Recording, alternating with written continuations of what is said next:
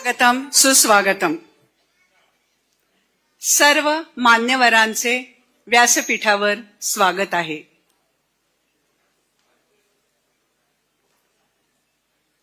सर्व मान्यवरांनी आसनस्थ व्हावे. सुस्वागतम सुस्वागतम. व्यासपीठावरील मान्यवर व उपस्थितांचे मनपूर्वक स्वागत. आज दुग्ध शर्करा योग आहे, कारण आज ब्राह्मण दिन आहे. र के पटवर्धन स्मृती श्री परशुराम भवनाच्या उद्घाटन समारंभासाठी आपण या ठिकाणी जमलो आहोत. महाराष्ट्राचे लाडके मुख्यमंत्री माननीय देवेंद्र फडणवीस, नामदार गिरीश महाजन हे सुद्धा आज आपल्या बरोबर समारंभास उपस्थित आहेत. मंडळी, जन्मापासून सुरू झालेला हा प्रवास अनेक चांगली वाईट वळणे घेत संघर्षाचा घाट पार करत जात असतो. संस्थेच्या बाबतीत देखील असेच असते. गोदाकाठची चित्पावन ब्राह्मण संघाची इमारत, पुढे परशुराम भवन, नंतर काका गद्रे मंगल कार्यालय आणि आता काया पालट झालेले पुनर्निर्मित परशुराम भवन, असा प्रगतिशील प्रवास करत एखाद्या संस्थेने पुढे जायचे ठरवले आहे. एखादा कार्यक्रम म्हणजे देखील छोटासा प्रवासच असतो. त्याचा पहिला चरण म्हणजे अर्थातच ईश्वराचे स्मरण. व्यासपीठावरील मान्यवरांना विनंती, त्यांनी दीप प्रज्वलन करावे आणि प्रतिमा पूजन करावे. ब्रह्मवृंद उंदीरवाडकर आणि त्यांचे सहकारी मंत्रघोष करत आहेत. मान्यवरांना नम्र विनंती, त्यांनी दीप प्रज्वलन करावे.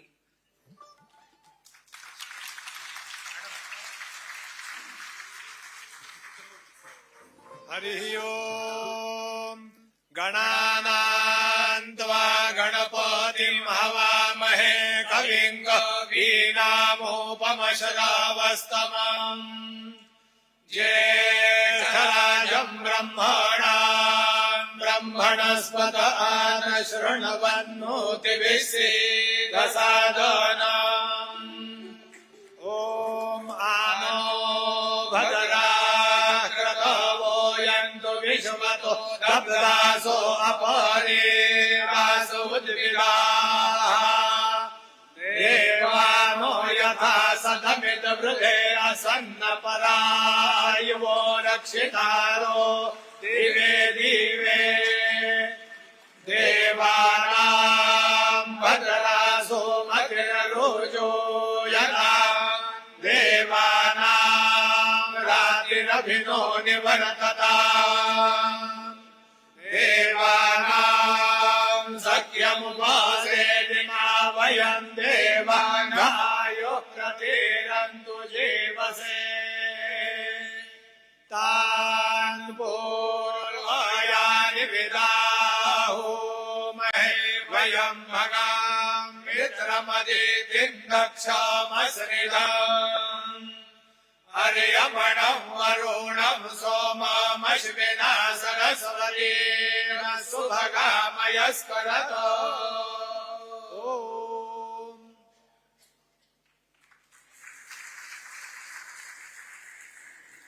धन्यवाद. प्रकाशमान ज्योतीच्या आणि पवित्र मंत्रोच्चाराने भारावलेल्या या वातावरणात पुढे जाऊया. इंदिरा संत म्हणतात, घरदार प्रकाशाने भरो काठोकाठ, दारी आलेल्याची करू सोपी पायवाट. संस्थेचे अध्यक्ष विजय साने यांना मी विनंती करते, त्यांनी सर्व मान्यवरांचे स्वागत करावे आणि कार्यक्रमाचे प्रास्ताविक करावे.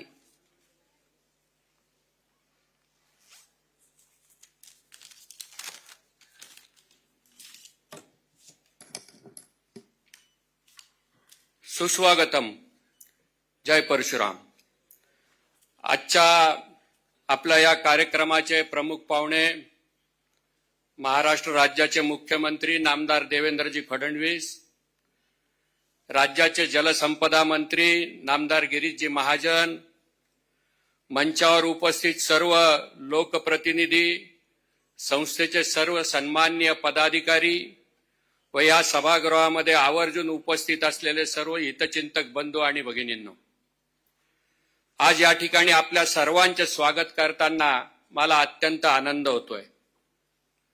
स्वातंत्र्यवीर विनायक दामोदर सावरकर, हुतात्मा अनंत कानेरे, भारतीय चित्रपट सृष्टीचे निर्माते दादासाहेब फाळके, पंडित विष्णू दिगंबर पलुसकर, गणितज्ञ द.रा. कापरेकर, ज्ञानपीठ विजेते तात्यासाहेब उर्फ कवी कुसुमाग्रज, नाटककार वसंत कानेटकर अशी थोर परंपरा लाभलेल्या व प्रभू रामचंद्राच्या पदस्पर्शाने पावन झालेल्या या नाशिक नगरीत तत्कालीन समाज धुरीणांनी 27 ऑगस्ट 1933 रोजी आपल्या ज्ञाती बांधवांच्या सर्वांगीण विकासासाठी चित्पावन ब्राह्मण संघ नाशिक या संस्थेची स्थापना केली.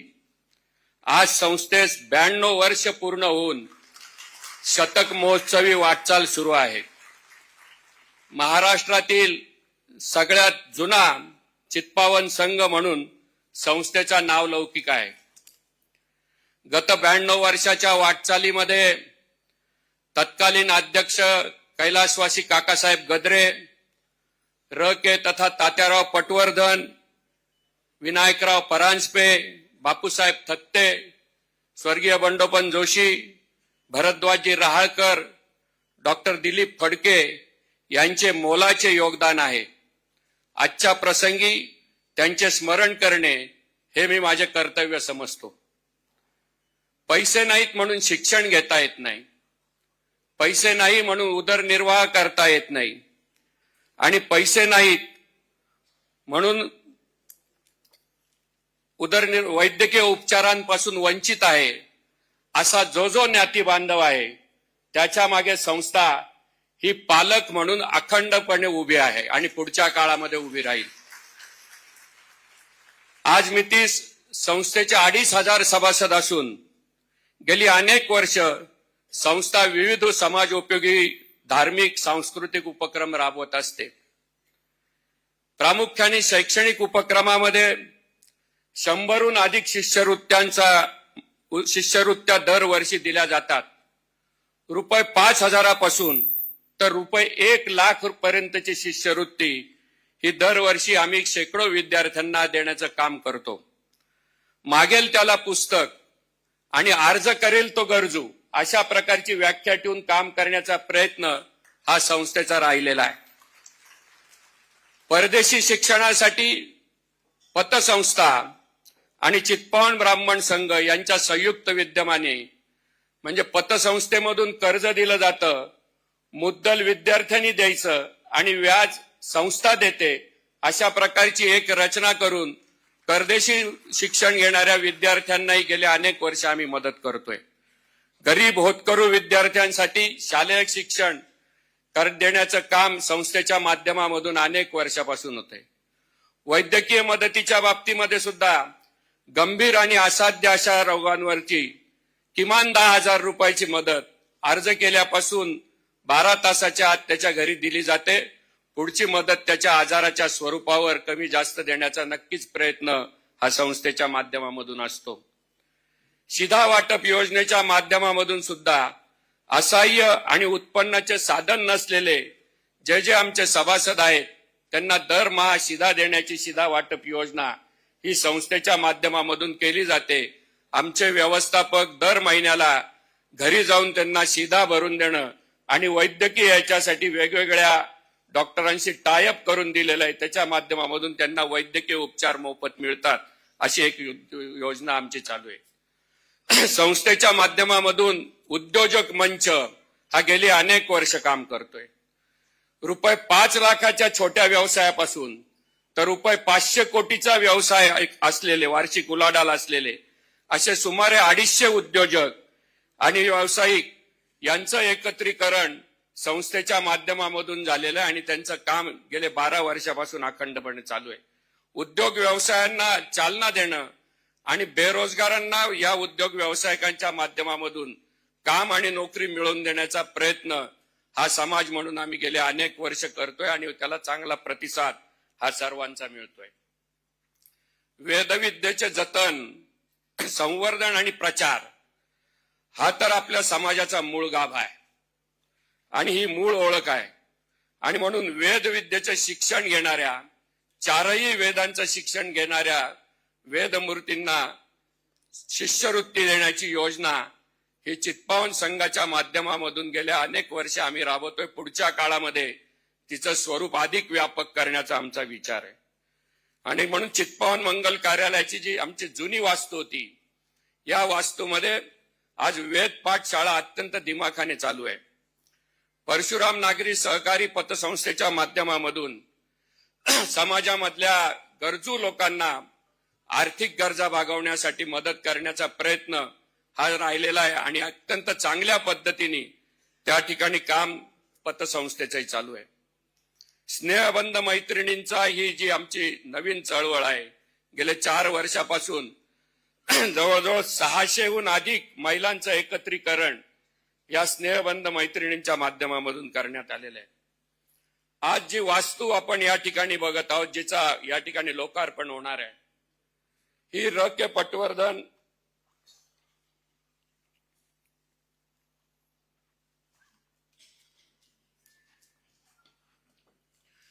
पटवर्धन यांनी संस्थेला त्यांचा बंगला जो भेट दिला होता, त्या ठिकाणी ही वास्तू अत्यंत दिमाखानी उभी आहे. 5 कोटी रुपये खर्च करून या वास्तूचं निर्माण हे झालेलं आहे आणि याच्यासाठी म्हणून समाज बांधवांनी मोठ्या प्रमाणामध्ये देणग्या देऊन संस्थेला हातभार लावलेला आहे. मी या प्रसंगी सर्व देणगीदारांचे सुद्धा आपल्या सर्वांच्या माध्यमामधून आभार मानतो. या वास्तूमध्ये प्रामुख्याने 40 विद्यार्थ्यांचं वसतिगृह हे या शैक्षणिक वर्षापासून सुरू करण्याचं आम्ही ठरवलेलं आहे आणि प्रामुख्याने उत्तर महाराष्ट्रातून येणारा जो विद्यार्थी आहे, याला अत्यल्प दरामध्ये वसतिगृह उपलब्ध करून देण्याची मानस आहे आणि तशा पद्धतीचं काम हे आमचं सुरू झालेलं आहे. या वास्तूसाठी 500 रुपयाच्या देणगीपासून तर 50 लाख रुपयापर्यंतची मोठी देणगी, अशा प्रकारच्या विविध स्तरामधल्या दानशूर लोकांनी संस्थेला मदत केलेली आणि ही वास्तू आज त्या ठिकाणी उभी राहिलेली आहे. भविष्य काळामध्ये त्र्यंबक रस्त्यावरती ग्रेप काउंटीच्या समोर संस्थेने 4 महिन्यापूर्वीच 3 एकर जागा 4.5 कोटी रुपयाला ही विकत घेतलेली आहे आणि त्या ठिकाणी वृद्धाश्रम आणि एक बँकेट हॉलची योजना आहे. साधारणपणे या दसऱ्याला त्याचं भूमिपूजन करावं, देणगीदार दातृत्ववादी लोकांच्या भरोशावर करण्याचा प्रयत्न हा आमचा आहे आणि निश्चित तो मानस आम्ही पूर्ण करणार आहोत. भविष्यामध्ये स्पर्धा परीक्षांच्या बाबतीमध्येही आम्ही ठरवलेलं आहे की विशेष करून एनडीए आणि स्पर्धा परीक्षेमध्ये जे मुलं जातील त्यांचा पूर्ण खर्च हा संस्थेच्या माध्यमामधून केला जाईल. जास्तीत जास्त समाज बांधव हे प्रशासकीय सेवेमध्ये असले पाहिजे, त्याच्यासाठी आमचा हा संकल्प आहे आणि त्या दृष्टिकोनामधून आम्ही या ठिकाणी काम करतोय. आमच्या विनंतीला मान देऊन आदरणीय देवेंद्रजी या ठिकाणी आलेले आहेत आणि माननीय गिरीश भाऊ आमचे तर नेते उत्तर महाराष्ट्राचे बुलंद तोप तेही या ठिकाणी आवर्जून आमच्यामध्ये उपस्थित झालेले आहेत. आपल्या सर्वांच्या विनंतीला मान देऊन ते या ठिकाणी आले, त्याबद्दल त्यांना मी आभार मानतो. आज विशेष उल्लेख म्हणजे जे परशुराम आर्थिक विकास महामंडळ गेले अनेक वर्ष ब्राह्मण समाजाची मागणी होती, परंतु मागच्या काळामध्ये जी पूर्ण होऊ शकली नाही, आदरणीय देवेंद्रजींनी त्याच्यामध्ये लक्ष घातलं आणि परशुराम आर्थिक विकास महामंडळाची स्थापना केली. त्याबद्दल मी सर्व समाज बांधवांच्या वतीने देवेंद्रजींचे आभार मानतो. त्या महामंडळाचे अध्यक्ष दामलेजी सुद्धा या ठिकाणी उपस्थित आहे, म्हणजे प्रत्यक्ष ते कृतिशील झालेलं महामंडळ हेही आपण सगळ्यांनी लक्षात घेतलं पाहिजे. देवेंद्र फडणवीस हे अत्यंत संवेदनशील असे नेते. सामान्य माणसाच्या बोटाला जरी ठेच लागली तर डोळ्यामधून अश्रू यावे असं संवेदनशील नेतृत्व देवेंद्रजींचं आहे. एकच विषय मी आपल्याला सांगेल की अनाथ आश्रमामधल्या मुलांना 18 वर्षाचं वय पूर्ण झाल्यानंतर पुढे काय करायचं त्यांच्या डोळ्यासमोर अंधार असतो. देवेंद्रजींनी त्या सगळ्यांच्या भावना लक्षात घेऊन 1% आरक्षण हे अनाथाश्रमामधून बाहेर आलेल्या मुलांसाठी सुरू केलं. हा एक संवेदनशील उपक्रम, याला अनेक उपक्रम सांगता येतील, परंतु हा अत्यंत संवेदनशील आणि माणसाला माणूस म्हणून जगण्याची खात्री देणारा उपक्रम त्यांनी चालू केलेला आहे. मी आपल्या सर्वांच्या वतीने त्यांच्या त्याहीसाठी म्हणून विशेष आभार मानतो. आल्याबद्दल आपल्या सर्वांच्या वतीने त्यांचं स्वागत करतो आणि मी माझे 2 शब्द या ठिकाणी थांबवतो. धन्यवाद साने साहेब. राजकीय व्यक्तीचा जीवन प्रवास म्हणजे त्यांच्या कार्याचा आलेखच. देवेंद्रजींसारख्या प्रसिद्ध व कर्तृत्ववान अशा नेतृत्वाचा परिचय आम्ही काय वेगळा करून द्यावा. हे म्हणजे असं झालं, माननीय नितीन गडकरी यांना म्हणावं, भारतातले सगळे रस्ते छान आहेत बरं का, त्याच्यात सांगण्यासारखं काय आहे. असो, ज्योतीने तेजाची आरती संकेत म्हणून आपण परिचय करूनच घेणार आहोत. मी आमंत्रित करते कार्यकारिणी सदस्य देवदत्त जोशी यांना देवेंद्र फडणवीस आणि माननीय गिरीशजी महाजन यांचा त्यांनी परिचय करून द्यावा आणि सत्काराचे निवेदन करावे. देवदत्त जोशी.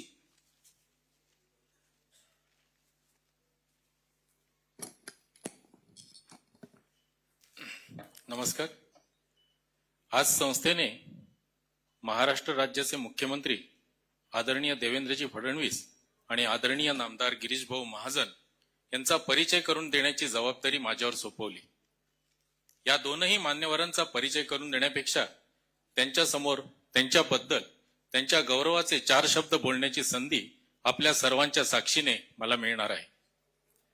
आदरणीय देवेंद्रजी, आजचा हा क्षण केवळ एका इमारतीच्या उद्घाटनापुरता मर्यादित नाही. ही आहे सेवा कार्याची उभारणी, दृष्टीची उभारणी. ही आहे ध्येयाच्या दिशेने टाकलेले एक भक्कम पाऊल.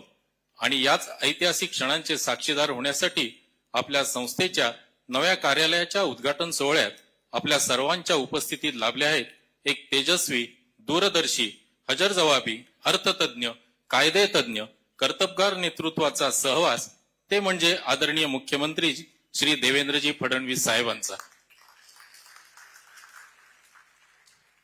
फडणवीस साहेब हे नाव म्हणजे कार्य, कल्पकता, योजकता आणि कठोर परिश्रम यांचं एक विलक्षण मिश्रण.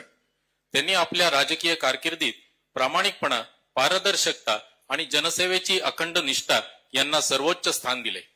सर्वात तरुण महापौर ते मुख्यमंत्री या प्रवासात त्यांनी अनेक चढउतार बघितले आणि अनेकदा त्यांना संघर्षही करावा लागला. या प्रवासात त्यांना अनेक पुरस्कारांची, गौरवाची शाबासकी मिळाली. यात प्रामुख्याने कॉमनवेल्थ पार्लमेंटेरियन असोसिएशन तर्फे सर्वोत्कृष्ट संसदपटू हा वार्षिक पुरस्कार, तसेच नाशिक येथील पूर्णवाद परिवारातर्फे राजयोगी नेता पुरस्कार, नागपूरच्या नागभूषण फाउंडेशन तर्फे पुरस्कार, पुण्याच्या मुक्तछंद या संस्थेतर्फे स्वर्गीय प्रमोद महाजन यांच्या स्मृतीप्रित्यर्थ दिला गेलेला पहिला सर्वोत्कृष्ट संसदपटू पुरस्कार, तसेच सार्वजनिक वाचनालय नाशिकचा अत्यंत मानाचा असा कार्यक्षम आमदार पुरस्कार आदरणीय देवेंद्रजींना दिनांक 7 फेब्रुवारी 2014 रोजी प्राप्त झाला. आणि 31 ऑक्टोबर 2014 रोजी आदरणीय देवेंद्रजींनी मुख्यमंत्री पदाची शपथ घेतली. हाही सुवर्ण योगच आहे असे आम्ही समजतो. आदरणीय देवेंद्रजींनी संघटनात्मक बांधणीसाठी अत्यंत कुशल असे कार्य केले आहे.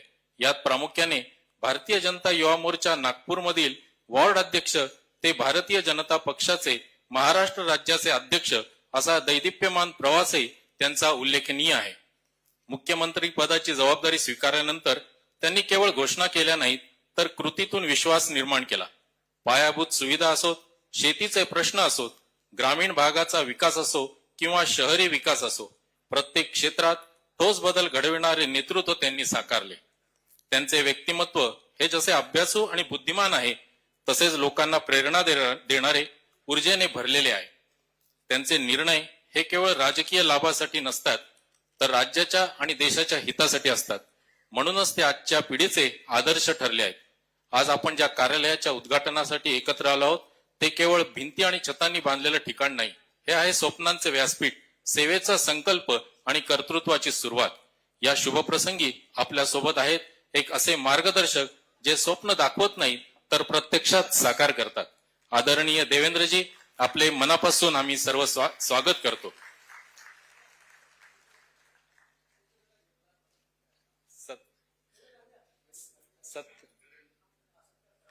आदरणीय देवेंद्रजींचे स्वागत आणि सत्कार करण्याची विनंती संस्थेचे अध्यक्ष माननीय श्री विजयराव साने, उपाध्यक्ष ऍडव्होकेट अविनाशजी भिडे, विश्वस्त आदरणीय प्राध्यापक दिलीप फडके सर, संस्थेचे कार्यवाह श्री नितीनजी सहस्रबुद्धे यांना करतो.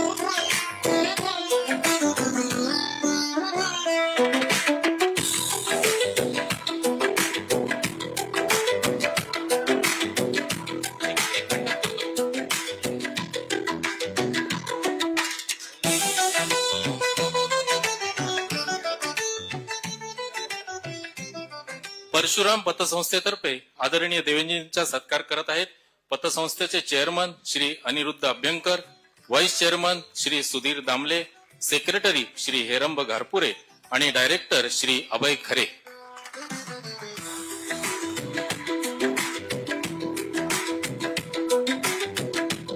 धन्यवाद देवेंद्रजी. आदरणीय गिरीश भाऊ, भाऊ या नावातच सर्व काही आले. एक आधार, आश्वासक नेतृत्व आणि समस्येवर ताबडतोब उपाय म्हणजे गिरीश भाऊ. महाविद्यालयीन विद्यार्थी ते महाराष्ट्र राज्याचे मंत्री असा भाऊंचा राजकीय प्रवास आहे. राष्ट्रीय स्वयंसेवक संघाचे संस्कार आदरणीय भाऊंवर झाल्यामुळे त्यांच्या राजकीय जीवनात त्याचे प्रतिबिंब आपल्याला पाहायला मिळते. अत्यंत शिस्तबद्ध पद्धतीने ते प्रत्येक गरजूंच्या समस्या सोडवतात. आपल्यापर्यंत आलेले काम पूर्ण झाले आहे की नाही याचाही पाठपुरावा माहिती भाऊ घेत असतात. सलग 6 वेळा भाऊ प्रचंड मताधिक्याने निवडून आलेले आहेत. विविध क्षेत्रात गौरवास्पद कार्य करणाऱ्या व्यक्तींना दैनिक लोकमततर्फे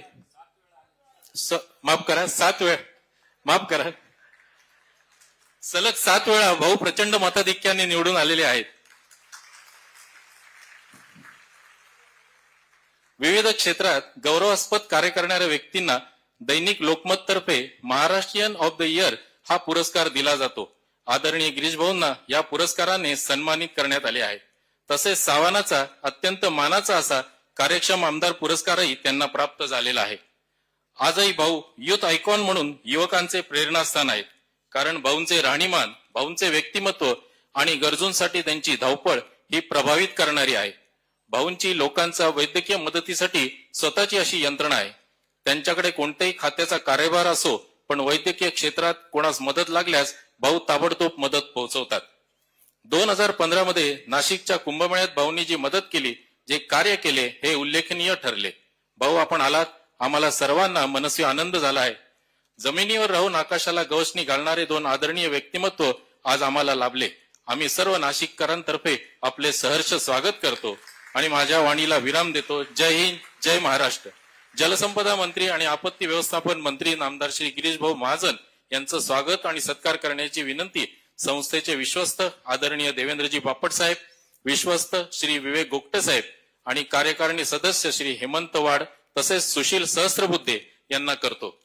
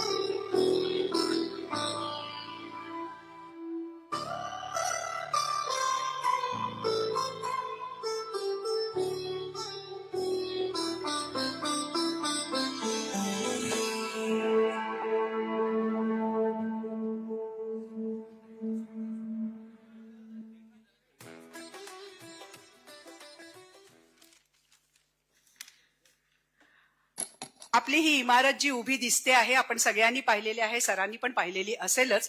तर त्याला हातभार लावणाऱ्या, बांधकामातल्या आणि दातृत्वाचा हात देणाऱ्या देणगीदारांचा आता आपण सत्कार करणार आहोत.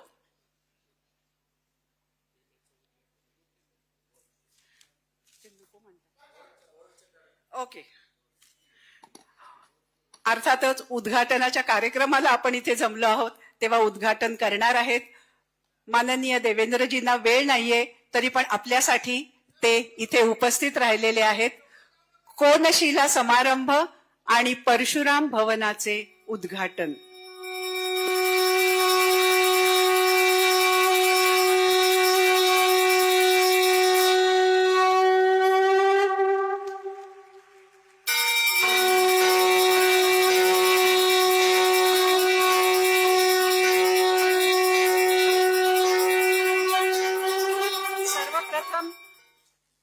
मी विनंती करते, श्री राजन दातार यांच्या वतीने स्नेहल दातार इथे उपस्थित राहिलेली आहे. तिचा सत्कार करणार आहेत माननीय देवेंद्रजी फडणवीस.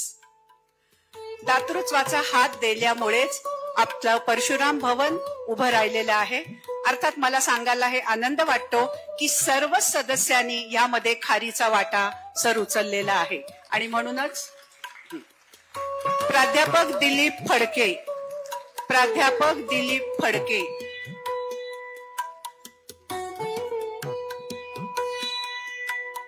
प्राध्यापक दिलीप फडके दातार यांच्याकडून 50 लाखाची देणगी परशुराम भवनासाठी उपलब्ध झालेली आहे. मनपूर्वक अभिनंदन सर्व सदस्यांतर्फे. प्राध्यापक दिलीप फडके, माननीय देवेंद्रजींनी त्यांचा सत्कार करावा. हे आपल्या सगळ्यांनाच माहिती आहे, संस्थेचे विश्वस्त आहे. डॉक्टर मनीष बापये, डॉक्टर मनीष बापये,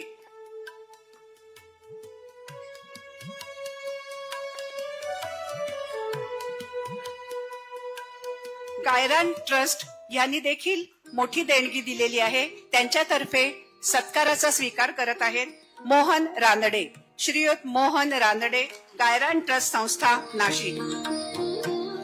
त्याच्यानंतर पुष्कर लेले, पुष्कर लेले,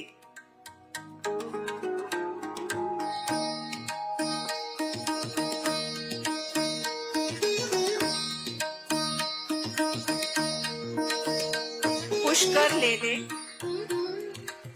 अभिनंदन. प्रदीप आणि संजय मोडक, प्रदीप आणि संजय मोडक, देवेंद्रजींनी त्यांचा सत्कार करावा. मोठी देणगीदार आहेत. बांधकामामध्ये ज्यांचा हातभार लागला आणि म्हणूनच इतकी सुंदर इमारत तयार झाली त्यापैकी आर्किटेक्ट ज्ञानेश बापट,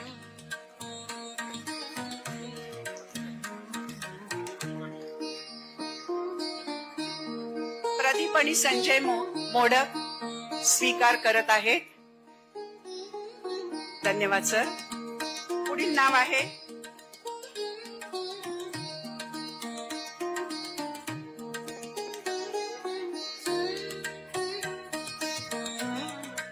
प्रदीप आणि संजय मोडक, सत्काराचा स्वीकार करत आहेत. ज्ञानेश बापट, बांधकामामध्ये सहकार्य करणाऱ्याचं पुढील नाव आहे ज्ञानेश बापट.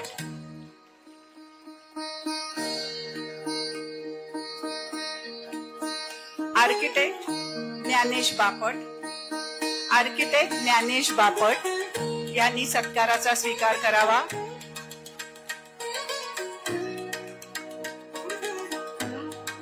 पुढील सत्कारार्थींचं नाव आहे कन्सल्टंट योगीन कुलकर्णी, कन्सल्टंट योगीन कुलकर्णी यांनी सत्काराचा स्वीकार करावा.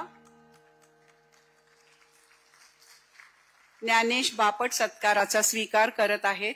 पुढील नाव आहे consultant योगीन Kulkarni.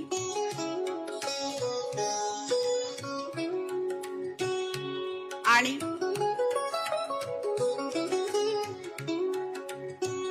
Contractor Chandrashekhar Ranade, contractor Chandrashekhar Ranade.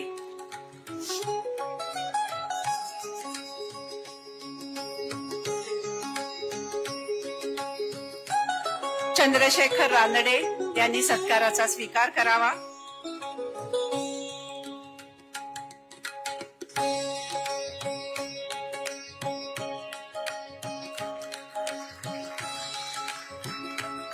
Chandrashekhar Ranade. धन्यवाद देवेंद्रजी. एखादा गिर्यारोहक अनेक दिवसांचा खडतर प्रवास करून जेव्हा शिखरावर पोहोचतो तेव्हा त्या प्रवासाचा तो अत्युच्च क्षण असतो. आजच्या या प्रवासाच्या अत्युच्च आनंदाचा क्षण म्हणजे माननीय देवेंद्रजींचे मनोगत ऐकणे. मी त्यांना विनंती करते त्यांनी आपले मनोगत व्यक्त करावे आणि आम्हाला मार्गदर्शन करावे.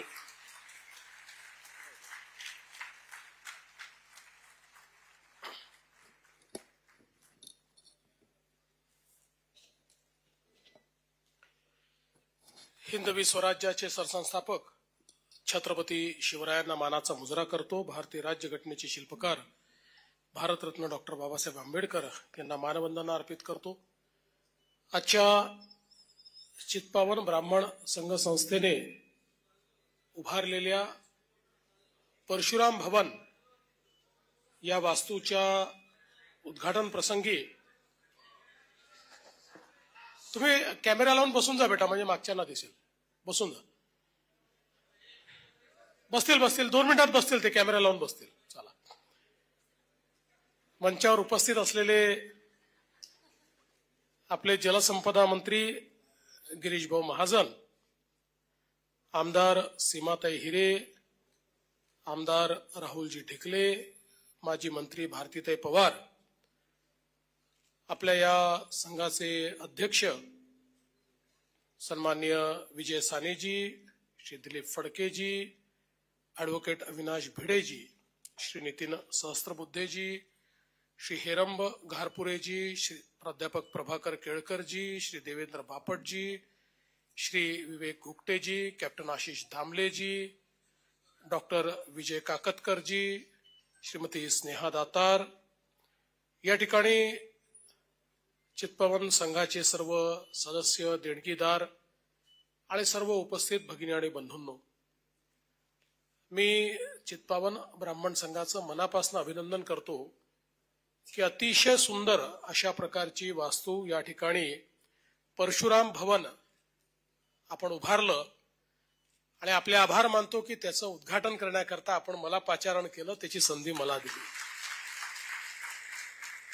आणि केवळ भवनच उभारलेलं नाही तर त्याच्यासोबत हॉस्टेल उभारलेलं आहे, ज्या हॉस्टेलमध्ये 40 आपल्या गरजू मुलांना राहण्याची व्यवस्था असेल, त्यांच्या शिक्षणाच्या संदर्भात त्यांना मदत मिळेल.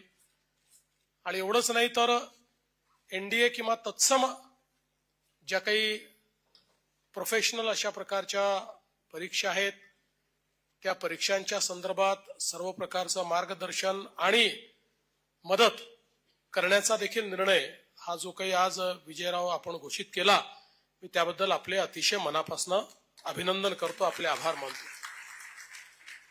आज खरं म्हणजे नाशिकला आम्ही सकाळी आलो होतो, ते आपल्याला कल्पना आहे की सिंहस्थ कुंभमेळा हा नाशिकमध्ये आयोजित केला जाणार आहे आणि आज त्या संदर्भात सर्व आखाड्यांची बैठक घेऊन सिंहस्थ कुंभमेळ्याच्या ज्या वेगवेगळ्या पर्वणी आहेत किंवा ज्याला आता आपण अमृत स्नान म्हणतो, त्याच्या तारखांची घोषणा आज करायची होती. आणि म्हणून सकाळी आम्ही त्याच्या तारखांची घोषणा केली आणि त्यानंतर मग या ठिकाणी पोहोचलो. मला खरं म्हणजे अतिशय आनंद आहे की 93 वर्ष सातत्याने एखादी सामाजिक संघटना या ठिकाणी काम करते आणि 93 वर्षामध्ये विविध प्रकल्प उभारत, समाजाला एकत्रित ठेवत, समाजाच्या गरजूंना आवश्यक ती मदत करत संस्था सातत्याने पुढे जाते. मला असं वाटतं की अशी उदाहरणं फार कमी दिसतात. पण चित्पावन ब्राह्मण संघ नाशिक, मी मगाशी हे जे पुस्तक या ठिकाणी चित्पावन 75 हे पाहत होतो, तर त्याच्यामध्ये जी 1933 ला सभा झाली होती त्या सभेचं इतिवृत्त मला त्याच्यामध्ये वाचायला मिळालं.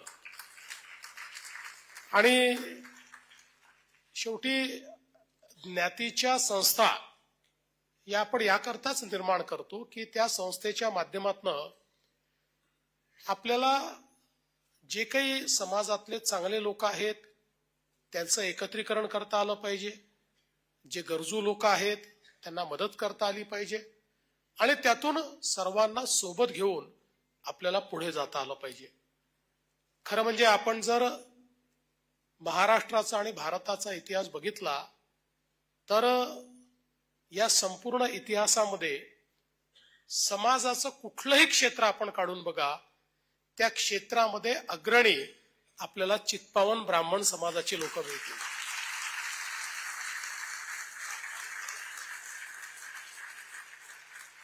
हिंदवी स्वराज्यामध्ये छत्रपती शिवाजी महाराजांनी जे तयार केलं ते वाढवण्याचं काम असो, भारतीय स्वातंत्र्याचा लढा असो, समाजातलं सुधारणावादी क्षेत्र असो, समाजातलं कला आणि साहित्याचं क्षेत्र असो, कुठलंही क्षेत्र जर आपण बघितलं तर त्या क्षेत्रातली 10 ठळक नावं काढली तर त्यात किमान 3-4 तरी नावं ही चित्पावन ब्राह्मण समाजाची आपल्याला सापडतात.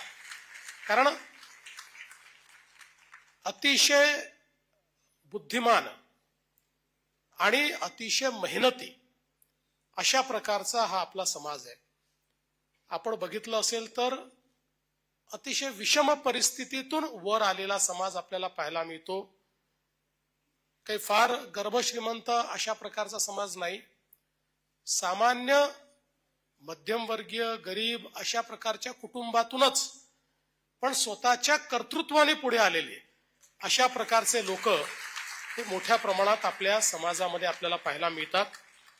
आणि म्हणूनच मला असं वाटतं की ज्यावेळी अशा प्रकारची एक संस्था 93 वर्ष काम करत असताना विविध उपक्रम हातामध्ये घेते त्यावेळेस ते अतिशय महत्वाचं असतं. आज आपण पाहतोय की समाजामध्ये जातीय व्यवस्था ही असू नये असं सगळ्यांचं मत असतं, पण जात अशी आहे की जी कधीच जात नाही. त्याच्यामुळे जातीय व्यवस्था असू नये असं म्हणण्यापेक्षा जातीय विषमता असू नये असं जर आपण म्हटलं तर ते अधिक चांगलं होईल. आणि ही विषमता दूर करण्याच्या दृष्टीनं मला असं वाटतं की ही आपली सर्वांचीच जबाबदारी आहे. पण अनेक वेळा ही विषमता दूर करत असताना अनेक प्रकारच्या गोष्टींना आपल्याला देखील सामोरं जावं लागतं. पण मला नेहमी जेव्हा लोक असं विचारतात की राजकीय क्षेत्रामध्ये तुम्ही काम करता, राजकीय क्षेत्रामध्ये संख्या महत्वाची असते आणि सगळ्या प्रकारचे जातीय लोक जर तुम्ही बघितले, सर्व प्रकारचे ब्राह्मण बघितले तर त्यांची संख्या बोटावर मोजण्या इतकी, म्हणजे चालायचं कसं? तर मी त्यांना नेहमी सांगतो की ब्राह्मण समाजाचं काम काय आहे? ब्राह्मण समाजाचं काम आहे दुधात साखरेचं काम करायचं. साखर ही चिमूटभरच लागते, पण ती चिमूटभर साखर जेव्हा दुधात टाकली जाते तेव्हा ते दूध गोड लागतं.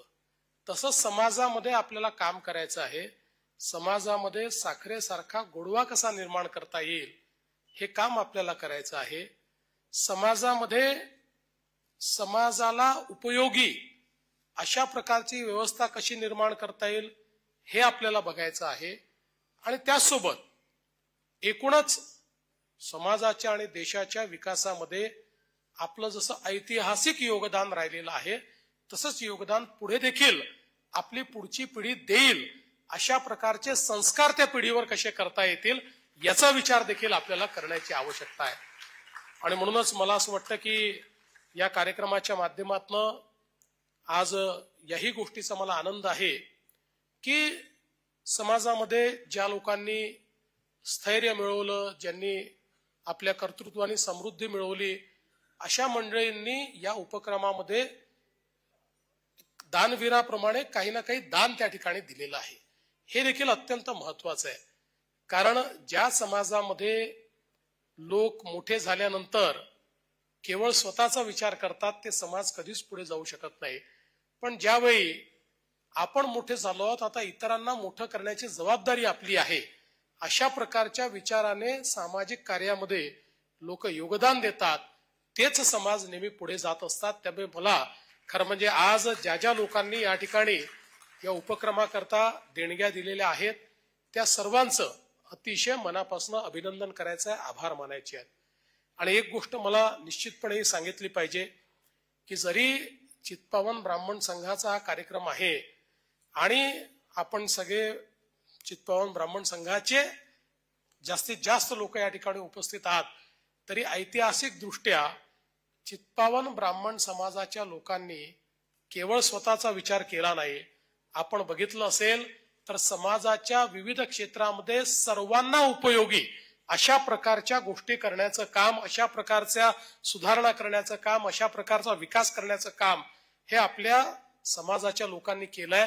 त्यामुळे निश्चितपणे मला विश्वास आहे की एकीकडे समाजाला मजबूत करत असताना, समाजाला त्या ठिकाणी एक चांगली दिशा देताना इतरही बृहत समाज जो आपला आहे, कारण शेवटी आपल्या सगळ्यांच्या ज्ञाती काही असल्या तरी आपण सगळे हिंदू आहोत आणि आपल्याला माहिती आहे आपल्या पंतप्रधानांनी आपल्याला एकच मंत्र दिलेला आहे, एक है तो सेफ है.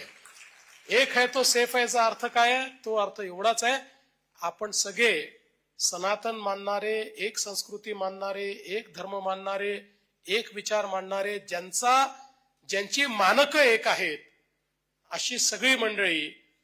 मग ठीक आहे, तात्पुरतं कोणी कुठल्या ज्ञातीचा असेल, कोणी कुठल्या अजून पंथाचा असेल, हा विचार न करता आपण सगळे एक आहोत, ही भावना देखील आपल्या मनामध्ये असणं हे अत्यंत गरजेचं आहे. आणि आपल्या पुढच्या पिढ्यांना देखील तीच भावना आपल्याला द्यायची आहे. हे सगळं होत असताना मला असं वाटतं की काही संस्कार आहेत, जे संस्कार पुढच्या पिढीपर्यंत पोचले पाहिजेत, हे देखील अत्यंत महत्वाचं आहे. कारण शेवटी आपण जेव्हा सनातन म्हणतो, सनातनचा अर्थ काय आहे, तर जे पुण्य पुरातनही आहे आणि जे नित्य नूतनही आहे. म्हणजे काळाप्रमाणे ज्याच्यामध्ये परिवर्तन होतं, पण ज्याचा मूळ विचार हा मात्र कधी संपत नाही, अशा प्रकारचा सनातन विचार सांगणारे आपण सगळे लोक आहोत. त्यामुळे हा विचार पुढच्या पिढीपर्यंत पोहोचवण्याकरता जे काही संस्कार आपल्याला केले पाहिजेत, त्याही संदर्भातला विचार हा निश्चितपणे येत्या काळामध्ये आपण करणारच आहोत. आणि म्हणूनच आज चित्पावन ब्राह्मण संघासारखे एक अतिशय चांगली संघटना या ठिकाणी काम करते. मी विजयराव आपलं आणि आपल्या संपूर्ण टीमचं अतिशय मनापासून अभिनंदन करतो. आणि आपल्या या संपूर्ण कामामध्ये आपल्याला जी काही मदत करता येईल ती निश्चितपणे मी करेन. काही खारीचा वाटा उचलायला सांगितला तर तो देखील मी माझ्या वतीनं उचलेल, हे आपल्याला आज या निमित्ताने सांगतो. पुन्हा एकदा सर्वांचं अतिशय मनपूर्वक अभिनंदन करतो, सगळ्यांचे आभार मानतो आणि माझं बोलणं संपवतो. निर्माण करण्याचं, समाजात काम करण्याचा आदेश देवेंद्रजींनी दिलेला आहे आणि अन्यही जे सांगितलंय ते आम्ही नक्कीच करण्याचा प्रयत्न करू, अशी मी त्यांना खात्री देते. सुरू झालेला हा प्रवास कधीतरी संपणारच, निर्धारित स्थानक येणारच.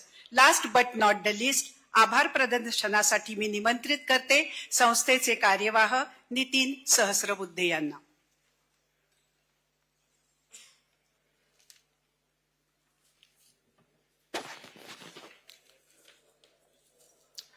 चित्तपावन ब्राह्मण संघ नाशिक या संस्थेच्या रके पटवर्धन स्मृती श्री परशुराम भवन या नूतन वास्तूच्या उद्घाटन प्रसंगी उपस्थित सर्वांना माझा सप्रेम नमस्कार.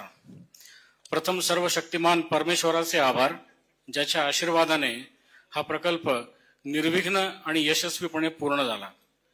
त्यानंतर अर्थातच आपले आदरणीय मुख्यमंत्री श्री देवेंद्रजी फडणवीस, जे आमच्या विनंतीला मान देऊन आज येथे उपस्थित झाले, त्यांचे विशेष मनपूर्वक आभार.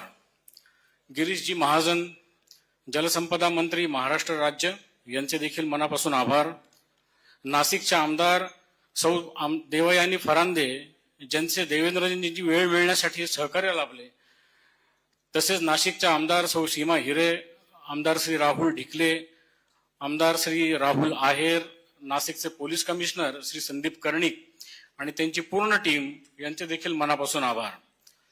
संस्थेचे सर्व सभासद, हितचिंतक व हा प्रकल्प ज्यांच्या देणगीशिवाय पूर्ण होऊ शकला नसता, असे सर्व सन्माननीय देणगीदार, या प्रकल्पाचे कल्पक आर्किटेक्ट श्री ज्ञानेश बापट, कन्सल्टंट श्री योगीन कुलकर्णी, अत्यंत विक्रमी वेळेत शक्य तितक्या निधीची बचत करत दर्जेदार इमारत उभे करणारे कॉन्ट्रॅक्टर श्री चंद्रशेखर रानडे, तसेच या इमारतीवर जो परशुरामांचा उद्भासन आभार मानतो.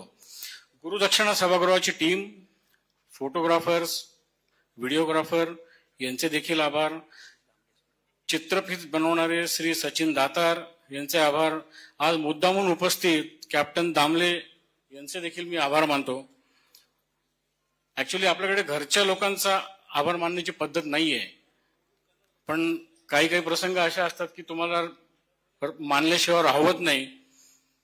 आपल्या संस्थेचे विश्वस्त मंडळ, कार्यकारिणीमधील माझे सर्व सहकारी, महिला मंडळातील सदस्य, आमचे सर्व कर्मचारी आणि ज्यांच्यामुळे देवेंद्रजी आज आपल्यात उपस्थित आहेत, ते संस्थेचे अध्यक्ष श्री विजय साने, या सर्वांच्या मी संस्थेच्या वतीने आभार मानतो.